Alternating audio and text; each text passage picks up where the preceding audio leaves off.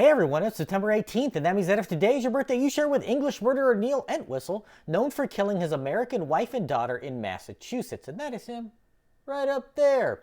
Entwistle was born in Nottingham in 1978 and grew up in a working class home, the son of a coal miner and cook at a school cafeteria.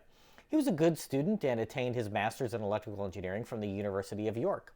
While at university, he met an American who was studying abroad. The two hit it off and romance blossomed, with the pair getting married in 2003.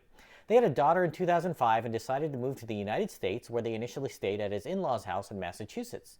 In January of 2006, the young family found their own place and moved to a house in a suburb of Boston, which we all know is America's worst big city. Just 10 days after moving, Entwistle purchased a one-way ticket to London on British Airways and boarded a flight 3 hours later to return to England. What he left behind was a horrific scene.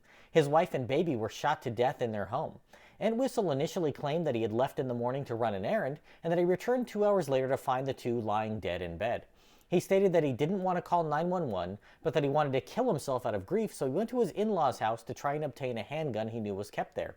When he found the house locked, he drove to the airport and flew home to England to see his parents. This story, of course, was nonsense, especially since the keys to his in-laws' house were found on his keychain and his DNA was found on the .22 caliber handgun that was used to shoot his wife and daughter. Within 3 weeks of his return to England, he was arrested and quickly extradited back to the U.S. to face trial for murder. The prosecution believed that he had intended to carry out a murder-suicide but stopped before completing the act.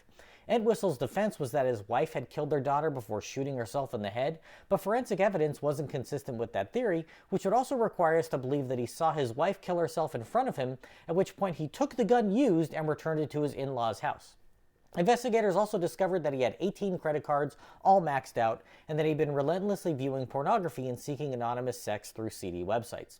Computer experts revealed that he had recently searched Google for "how to kill with a knife," and that he'd been scamming people through eBay, accepting payment for computers he sold that he never had in his possession. Entwistle was convicted of murder and sentenced to life in prison, where he was in protective custody after being threatened by multiple prison gangs. A documentary titled "The Man Who Didn't Cry" was released in 2012 about the Entwistle murders.